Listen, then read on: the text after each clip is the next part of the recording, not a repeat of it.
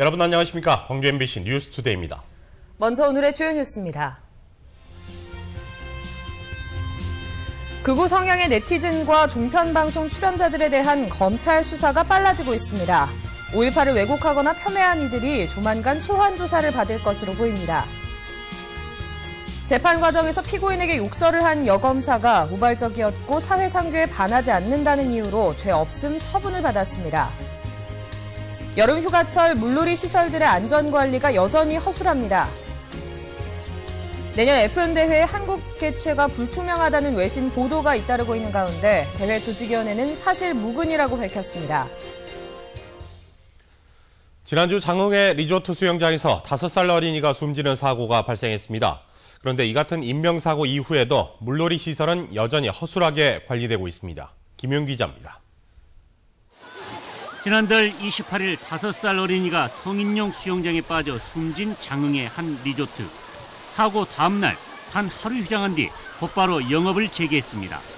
인파로 붐비는 수영장에는 안전관리요원 2명이 배치돼 있습니다. 기본적인 안전교육조차 받지 않았지만 아무렇지 않게 영업을 계속하고 있는 겁니다. 안전교육은 따로 어디서 체계적으로 받은 건 아니고요. 저희 상무님이나 이런 분들 지시에 따르죠. 현재 물놀이 시설은 체육시설과 휴양 또는 유원시설로 나눠져 있습니다. 대규모 물놀이 시설은 자격증을 가진 간호요원을 의무 배치해야 합니다. 식당이나 리조트에 딸린 소규모 수영시설이라도 자치단체에 신고한 뒤 전문 교육을 받은 2명 이상의 안전요원을 배치하도록 돼 있지만 무작용 요원들이 적지 않습니다. 장흥구는 이번에 사망사고가 발생한 리조트에 대한 실태 파악은 물론 사고가 난 뒤에도 현장 점검이나 사고 방지 대책을 세우기보다는 놀이객 스스로 알아서 할 일이라는 엉뚱한 말만 늘어놓고 있습니다. 사고는 사고야 그거 날 수 있는 거 아닙니까? 우리 유원지에서 바다에서 강에서 아니면 그런 물놀이장에서 사고는 항상 있는 거 아닙니까? 위반 사항이 적발돼도 대부분 시정명령에 그치는 솜방망이 처벌도 문제입니다. 허술한 관리감독 속에 물놀이 시설의 안전사고는 반복되고 있습니다. MBC 뉴스 김윤입니다. 영광의 한 해수욕장에서 해변 소유주가 철문을 만들어 출입을 금지시키는 일이 발생했습니다. 피서객들과 주변 상인들은 황당함을 감추지 못하고 있습니다. 무슨 사연인지 송정근 기자가 취재했습니다. 여름 휴가를 즐기기 위해 영광의 한 해변을 찾은 차량이 바리케이드에 가로막혀 차머리를 돌립니다. 해변 입구가 막혀 들어갈 수 없게 되자 왔던 길로 다시 되돌아가는 겁니다. 피서객은 황당합니다. 아이고 불편하죠. 한낱 차분하게 요리하죠. 저 먼 데서도 아주 요리 많이 와본 사람들은. 그러니까 이제 올해는 깨끗해 보이잖아요, 이렇게. 바리케이트 주변에는 이렇게 100m에 걸친 또 다른 울타리가 있어 사람들의 출입을 막고 있습니다. 혼란은 이 해변의 70%의 땅을 가지고 있는 소유주가 철문을 설치하면서 시작됐습니다. 피서객들이 쓰레기를 마구 버리고 자신의 소유물인 소나무도 파손시키는데 어느 누구도 책임지지 않는다는 겁니다. 제 개인의 재산을 보호하기 위해서 어쩔 수 없이 차단할 수밖에 없습니다. 왜냐하면 여기 지역은 바닷가고 소나무가 재산인데. 사정이 이러다 보니 주변 상인들만 애꿎게 피해를 입습니다. 가게 주인이 철문을 설치한 것으로 오해한 피서객들이 폭력까지 행사한다는 겁니다. 좀 막아놨다고 못 나와요 밖으로 무서워서. 나 찔러버리면 어쩔 것이요. 땅 주인은 영광군에서 이 땅을 사지 않는 이상 자신의 재산을 보호하기 위해 해변 개방은 어렵다고 말합니다. 하지만 영광군은 해변의 땅을 사기 위해선 관광특구로 지정돼 개발 구획이 잡혀야 하지만 현재로선 수익성이 없어 땅 구입은 어렵다는 입장입니다. 관광지를 개발해서 누가 얼마나 사람들이 오겠습니까? 우리 여기서 축제하더라도 영광 읍내에서 거기까지 가려면 40분 걸려요. 땅 주인과 영광군의 갈등이 깊어지면서 휴가철을 맞아 전남의 아름다운 해변을 찾은 외지인들이 좋지 않은 기억을 간직한 채 발길을 돌리고 있습니다. MBC 뉴스 송정근입니다.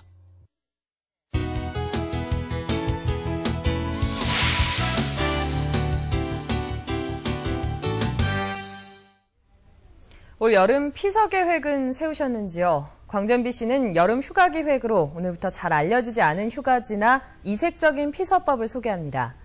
첫 순서로 복잡한 관광지를 대신해 도시민들에게 인기를 끌고 있는 팜스테이, 농촌마을 체험을 추천합니다. 조현성 기자입니다.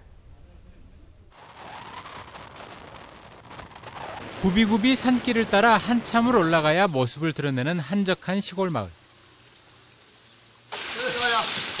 마을 바로 앞 맑은 계곡물에 몸을 담그고 있으면 더위는 저만치 달아납니다.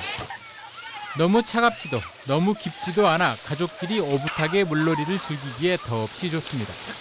수영장보다 더 시원한 것 같고 더 뭐랄까 자연과 어울리는 것 같아요. 일단은 너무 조용하고요. 어렸을 적 저희 시골 동네에 오는 그런 기분입니다. 물놀이 뒤끝에 허기진 배. 도시 손님들을 위해 민박집 주인은 닭을 잡습니다. 풀어서 키운 닭에 능이버섯까지 곁들인 여느 피서지에서는 맛보기 힘든 귀한 음식입니다. 갖가지 밑반찬까지 아낌없이 내주는 인심은 시골 마을에서나 누릴 수 있는 호사입니다. 옛날에 먹어본 음식들이 새롭게 나오니까 입맛을 돋구고 감칠맛 나게 너무 좋습니다. 상추 같은 거, 이렇게 고추 같은 거 안 가지고 왔을 때 서로 이제 따주고 깻잎 같은 거 서로 동네에서 주고 이렇게 어르신들이 주고 그래서 우리 동네가 인심이 좀 좋아요. 어둠이 내린 산골 마을에 모처럼 활기가 넘쳐납니다. 어른들은 모여 앉아 잔을 기울이는 동안 아이들은 마을 회관을 놀이터 삼아 추억을 쌓습니다. 이름난 곳일수록 번잡하고 바가지까지 쓰기 십상인 여름 휴가지. 잘 골라 찾아간 시골 마을에서는 많은 것을 느끼고 채워올 수 있습니다. 놀기에, 애들하고 놀기에 정말 적합한 것 같아요. 물도 그다지 너무 차지 않고 적당한 온도에서 애들이. 오지죠, 오지. 649지. 춥습니다. 절대 오지 마세요. 여름에. 최근에는 전남의 산촌 마을이 전국에서 공기가 가장 깨끗하다는 조사 결과까지 나왔습니다. 농어촌 체험마을 정보는 웰빙 전남 홈페이지나 농어촌공사의 웰촌 포탈, 산림청의 숲에온 홈페이지 등에서 찾아볼 수 있습니다. MBC 뉴스 조현성입니다. 광주의 시화마을이 우수한 지역문화 브랜드로 선정됐습니다. 문화체육관광부는 대구 중구의 근대 골목을 지역문화 브랜드 대상으로 선정하고 광주의 시화마을을 우수상으로 선정했다고 밝혔습니다. 시화마을은 쓰레기 투기장을 공원화하고 마을 전체를 문화공간으로 만들어 작은 마을의 문화운동이 지역 전체를 바꾼 대표적 사례로 평가됐습니다. 2013 광주 디자인 비엔날레가 이 생활 속의 디자인 산업화를 목표로 다음 달 6일 개막합니다. 이번 디자인 비엔날레는 누구나 친근하게 디자인을 접할 수 있도록 작품을 전시하고 지역의 문화자산과 멋을 산업화하는 데 초점이 맞춰집니다. 박수인 기자입니다. 맛있고 질 좋은 쌀은 광주와 전남이 자랑하는 명품 가운데 하나입니다. 여기에 소비자의 감성을 파고들 만한 디자인이 곁들여진다면 보다 차별화된 경쟁력을 기대할 수 있습니다. 하나같이 박스 형태인 버스 정류장에 변화를 주고 쓰레기 봉투도 좀 더 예쁘게 만들면 문화도시라는 이름에 걸맞을 수도 있습니다. 올해 광주 디자인 비엔날레는 이런 즐거운 상상에서 출발합니다. 지역의 자산과 멋을 디자인으로 개발해 상품성을 높이고 공공 영역에서도 다양한 디자인이 제안됩니다. 유니폼이 좀 있으면 서비스업도 더 이렇게 개발될 거고 광주 왔더니 좀 더 격이 있는 도시더라 라는 거 누구나 택신 타게 되니까요. 그래서 유니폼을 제안을 해볼 생각입니다. 지금까지의 디자인 비엔날레가 미학적 측면을 강조했다면 올해는 실용성과 경제적 부가가치에 초점이 맞춰집니다. 이런 전시 방향에 맞춰 20여 개 나라의 디자이너 339명과 12개 기업이 전시에 참가해 디자인의 현재와 미래를 보여줍니다. 세계 현대 디자인의 전후를 포괄적으로 산업화 현장이라는 감각 속에서 바라볼 수 있는 그런 비엔날레가 될 것으로 믿고 있습니다. 광주 디자인 비엔날레를 국내외에 널리 알리는 일도 이미 시작됐습니다. 한류 스타 보아가 직접 만들고 부른 로고송이 인터넷 음원 사이트를 통해서 공개돼 인기몰이 중입니다. 디자인으로 서로 통하고 디자인으로 도시를 발전시키는 유쾌한 상상. 광주 디자인 비엔날레의 새로운 실험이 다음 달 6일부터 59일 동안 펼쳐집니다. MBC 뉴스 박수인입니다. 네, 다음 달 6일 개막하는 광주 디자인 비엔날레에서 남한과 북한의 단일기 디자인이 제안될 예정에서 관심을 끌고 있습니다. 이영애 디자인 비엔날레 총감독은 2015년 광주 유니버시아드 대회 남북한의 단일팀 성사를 기원하는 뜻에서 이번 비엔날레 때 남북 단일기 디자인을 제안할 계획이라고 말했습니다. 남북 단일기 디자인에는 국내외 디자이너 80여 명이 참여해 각자가 구상한 단일기를 선보이며 관람객들은 마음에 드는 단일기에 투표할 수 있습니다. 국정원 대선 개입 사태와 관련해 종교인들이 강도 높은 시국선언문을 발표했습니다. 박근혜 대통령이 책임지고 물러나라고 요구했습니다. 김인정 기자입니다. 광주 지역에서 활동하는 원불교와 불교, 천주교와 개신교 종교인들이 한자리에 모였습니다. 종교도 기도하는 방식도 서로 다르지만 같은 주장을 쓴 팻말을 들었습니다.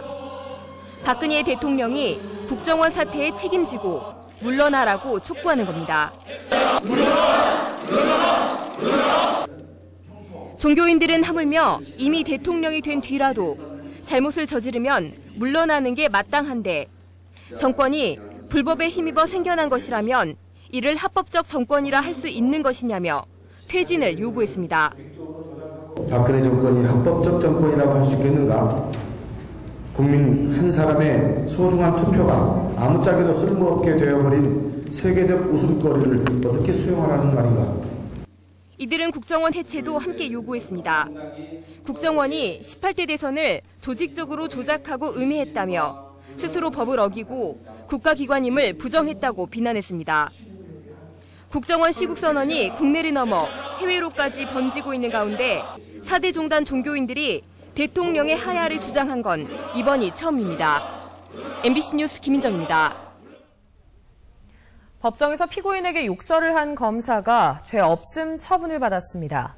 욕설을 한 행위 자체는 문제지만 피고인의 무차별 욕설에 우발적으로 대응한 것으로 사회 상규에 어긋나지 않았다는 겁니다. 김철원 기자입니다. 지난 3월 광주지법 402호 법정에서는 큰 소란이 벌어졌습니다. 흉기 폭행 등의 혐의로 기소된 45살 김모 씨가 법정에 들어서자마자 자신의 사건에 출석한 증인을 보고는 마구 욕설을 퍼붓기 시작한 겁니다. 급기야 김 씨는 재판의 공판검사인 30살 김모 검사에게까지 욕설을 퍼부었습니다. 김 씨의 욕설에 김 검사도 맞서서 욕설을 한 차례 했고 이후 교도소에 수감된 김 씨는 김 검사를 모욕 혐의로 검찰에 고소했습니다. 광주지검은 소속 여검사가 고소된 사건의 기소 여부를 놓고 고심하다 광주고검 검찰시민위원회에 심의를 맡겼습니다. 11명의 인사로 구성된 시민위원회는 최근 김 검사의 욕설에 대해 죄 없음 처분을 내렸습니다. 김 검사가 공개된 법정에서 피고인에게 욕설을 한 행위는 모욕죄 혐의에 해당하지만 피고인의 지속적인 욕설과 위협에 우발적으로 대응한 것으로 사회 상규에 어긋나지 않기 때문에 위법성이 없다는 겁니다. 형사처벌을 면하게 된 김 검사에 대해 검찰은 그러나 욕설 행위가 검사로서의 품위를 손상한 것으로 볼 수 있다며 대검에 징계를 건의하기로 했습니다. 한편 흉기폭력 혐의가 인정돼 징역 1년을 선고받고 수감 중인 김 씨에 대해서는 법정 모욕 행위에 대한 추가 조사를 거쳐 입건 여부를 결정한다는 계획입니다. MBC 뉴스 김철원입니다. 광주 지역 영어학원 강사가 대마초를 피우고 보관하다 적발돼 구속됐습니다. 광주지검 강력부는 해외에서 대마초를 들여오고 피운 혐의로 광주 광산구 모 영어학원 강사 39살 박모 씨를 구속 기소했습니다. 박 씨는 지난 4월과 5월 해외 인터넷 사이트를 통해 대마초 종자를 구입해 들어오고 또 지인으로부터 얻은 대마초를 피운 혐의입니다.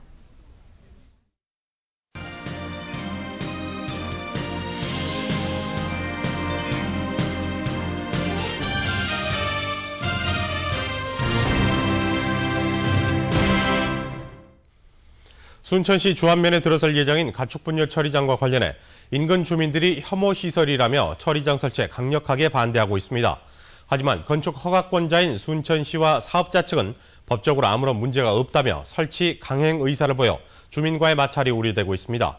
김종태 기자입니다. 순천시 주안면 복다마을 야산.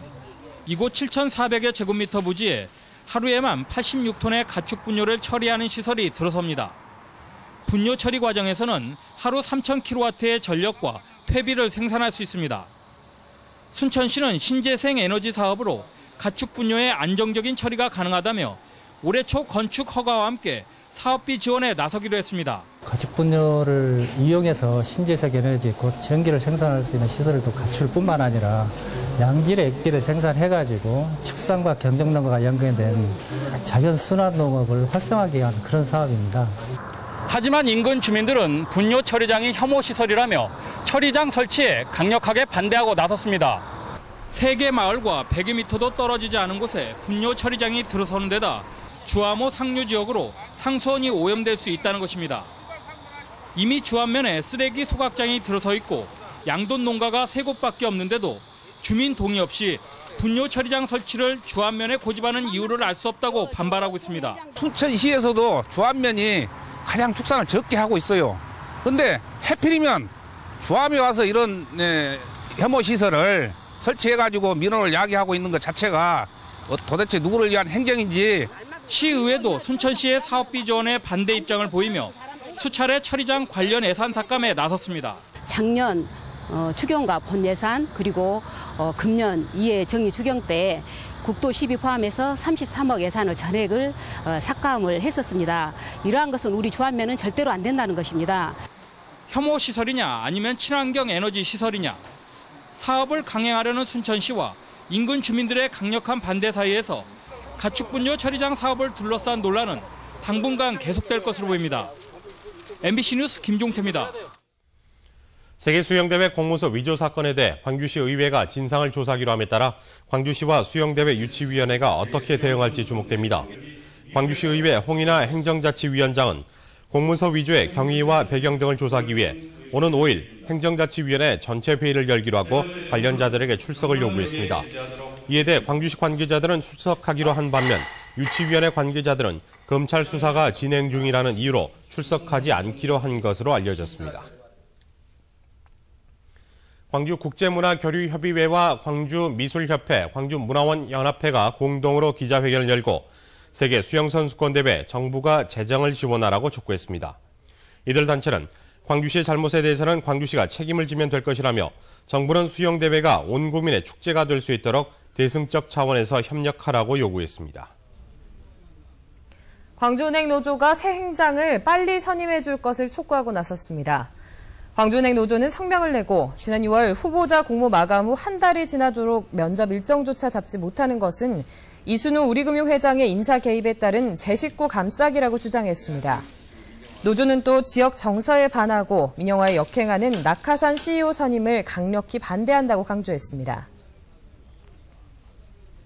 클린 디젤 자동차 핵심 부품 사업을 육성하기 위한 기반 시설이 광주에 들어섭니다. 광주시는 어제 진곡산단에서 기공식을 갖고 클린 디젤 기반 시설 건립 공사에 착수했습니다. 클린 디젤 기반 시설은 디젤 기술 전문센터와 부품 성능 실험실, 각종 연구 장비 등을 갖추고 오는 2016년 완공될 예정인데 이 사업에는 국비와 시비 등 모두 1,871억 원이 투입됩니다. 경기 침체로 서민 경제가 어려워지면서 보험계약 해지 등에 따른 생계형 보험 민원이 증가한 것으로 나타났습니다. 금융감독원 광주지원이 올 상반기에 처리한 금융상담과 민원 현황을 분석한 결과 금융민원은 전년에 비해 11% 감소한 반면 서류 민원 가운데 보험 민원은 14% 증가했습니다. 금융감독원은 경기 침체와 서민 경제 어려움 때문에 보험계약 해지가 늘면서 납입보험료 환급 요구와 갱신에 따른 할증 불만 등 생계형 보험 민원이 증가한 데 따른 것으로 분석했습니다. 시가총액 2천조 원을 눈앞에 두고 있는 전국 아파트 시장에서 광주와 전남이 차지하는 비중은 2.6%에 불과한 것으로 조사됐습니다. 부동산 114가 지난 7월 전국 아파트 단지의 시가총액을 분석한 결과 1,924조 원으로 2천조 원에 육박한 것으로 조사됐습니다. 이 가운데 서울이 660조 원으로 전체 34%를 차지했고 광주는 37조 원, 전남은 13조 원으로 대전 54조 원보다 낮은 것으로 나타났습니다. 기아 타이거즈가 숙적 삼성을 상대로 10연패를 당하며 승률이 4할대로 떨어졌습니다. 기아 타이거즈는 어제 광주구장에서 열린 삼성과의 경기에서 선발 임준섭이 난타를 당하면서 최종 스코어 2대 12로 완패했습니다.